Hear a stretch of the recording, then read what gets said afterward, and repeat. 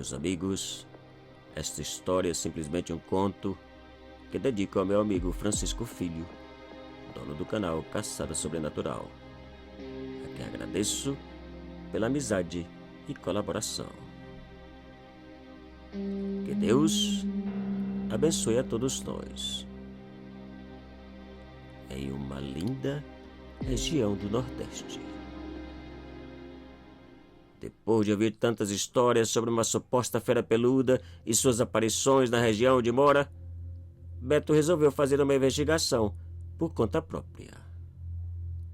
Seu maior desejo era poder provar uma das duas coisas: que a fera era de carne e osso e existia, ou que não passava de uma lenda imaginária. Histórias inventadas pelo povo, contos para boi dormir ou de trancoso, como dizem.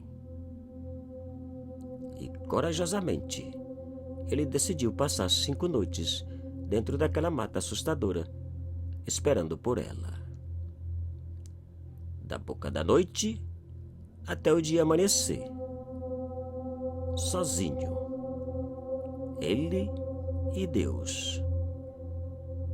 E numa segunda-feira, ele deu início à semana de esperas. Por volta das 5 da tarde, ele pegou sua mochila com algumas coisas de comer e beber e saiu. Na cintura, um velho facão bem amolado e uma velha lanterna que possuía. Nada mais. E caminhou. Ao chegar na entrada da mata, onde supostamente a fera peluda aparecia, o sol já havia entrado, dando lugar a uma completa e assustadora escuridão. Beto fez o sinal da cruz e entrou. Cada passo que dava, mais sinistro ele achava aquele lugar. Além do caminho principal, vários carreiros apareciam como corredores que não levavam a lugar algum. Cada metro que avançava, tornava-se mais difícil caminhar devido aos enormes buracos e pedras existentes. A fraca luz da velha lanterna mal dava para clarear a sua frente. E Beto seguiu a mata dentro, devagar e com o maior cuidado possível. O brilho ao seu redor, além de sinistro, agora assustava e causava arrepios. E pouco tempo depois, ele parou diante de uma caveira rodeada por restos de velas, sobre uma enorme pedra bem no meio do caminho. A pedra da caveira que todos diziam encontrar. O lugar onde supostamente tudo acontecia. Os arrepios aumentavam ainda mais. E rapidamente ele buscou por um lugar, poucos metros dali, onde pudesse se esconder e ver aquela estranha pedra. Com certeza, alguns praticantes da magia branca ou negra, ou sabe lá quem, também frequentavam aquele lugar. E esperou. Mas naquela noite não apareceu ninguém. Nem gente e nem a fera. Apenas alguns barulhos de animais e muita muriçoca. E a noite passou sem que nada assustador acontecesse. Pela manhã retornou à sua casa, cansado e com sono. De terça para quarta, apenas uma pessoa apareceu. Um sujeito estranho que, depois de acender algumas velas e fazer um ritual louco, saiu e não voltou mais. De quarta para quinta, ninguém, nada. Apenas o barulho da mata, que por si só já assustava. De quinta para sexta, igual. E veio a noite de sexta-feira. Uma noite propícia para tudo, afinal, era uma sexta-feira 13. E para completar, a lua estava cheia. Que loucura! Nesse dia, ele chegou ainda mais cedo. Escolheu um lugar mais afastado e de onde também pudesse ver a pedra do ritual, sem correr o risco de ser visto. E e, escondido dentro de uma moita, esperou. O sol entrou e a noite chegou. O silêncio era simplesmente aterrorizante. A noite prometia. A cada poucos minutos ele ouvia barulho de pisadas ou passadas ao seu redor. Mas ele não via nada. Focar a lanterna, nem pensar. Somente em caso de extrema necessidade. Umas 2 horas depois, chegaram 3 estranhos com velas e garrafas.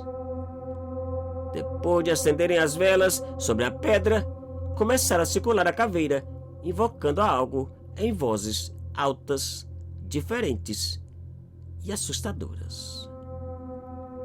Seus gritos pareciam assustar a todos os moradores da mata, pois além deles, nada mais se ouvia. E em um certo momento, eles pararam de supetão, olhando na direção da moita de Beto, como se tivessem notado a sua presença. E apontando naquela direção, permaneceram por alguns minutos, olhando de uma maneira sinistra.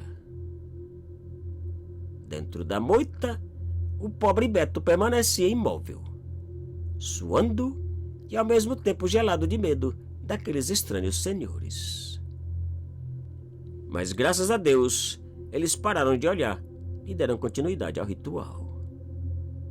Meia hora depois, os 3 se afastaram e sumiram. O silêncio voltou a reinar.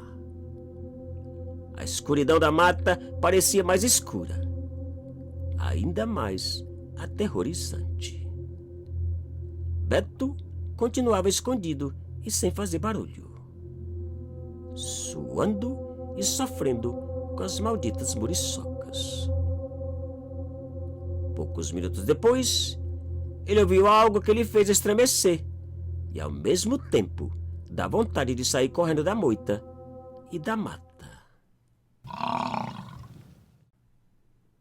Um estranho rosnado que ele jamais havia ouvido. Se aquele rosnado fosse da fera peluda, a maldita acabava de chegar. Meu Deus do céu! Pensou Beto, completamente arrepiado. O barulho de galhos quebrando agora pareciam mais próximos e mais fortes. O rosnado mais horripilante. E pouco a pouco, Beto pôde ver o estranho vulto negro aproximar-se da pouca claridade dos restos das velas. O medo agora era quase insuportável. Aquele enorme vulto, com as costas para a moita de Beto, parecia observar as poucas chamas existentes. Mas que animal era aquele? Pensava Beto no seu esconderijo. E enquanto pensava, o pavor lhe fez estremecer ainda mais. Pois naquele instante, o vulto virou para a moita e ele pôde ver apavorado 2 bolas vermelhas olhando em sua direção. Beto, quase não controlando a tremedeira, agarrou lentamente o facão e esperou. Mas o vulto não se movia. Apenas parecia buscar por ele, com as bolas vermelhas cada vez mais brilhantes. E para pavor ainda maior de Beto, o vulto começou a mover-se lentamente em direção da moita. E quanto mais ele se aproximava, mais a tremedeira de Beto aumentava. Um fedor horrível de enxofre tomou conta da mata. Repugnante. De repente, as bolas vermelhas apagaram e o vulto sumiu. Beto não conseguia entender. Olhava para um lado e outro da escuridão, mas não via nada. E agora? O que fazer? Pensava ele aterrorizado. Naquele instante, para terror ainda maior do pobre Beto, ele descobriu que o vulto não havia saído. Não havia sumido. E ao olhar às suas costas, ele viu que as malditas bolas vermelhas agora se encontravam a poucos passos dele. Beto não pensou duas vezes. Numa carreira descontrolada, ele abandonou a moita em direção à entrada da mata. Saltando sobre pedras, buracos e sendo cortado por espinhos de toda classe, ele corria e gritava. E quando parecia que o vulto havia ficado para trás, ele sentiu uma forte dor nas suas costas.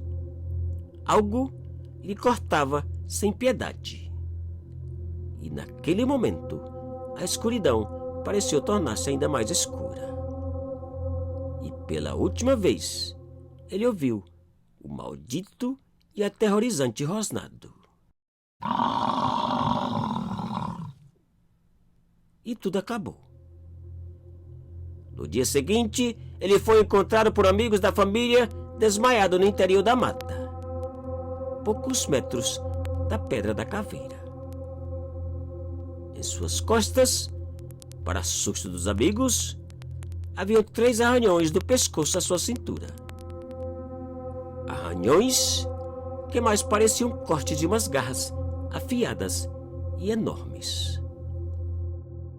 Marcas deixadas pelo estranho vulto, pela maldita fera peluda. Enfim, por uma lenda que certamente Beto jamais esquecerá ou duvidará.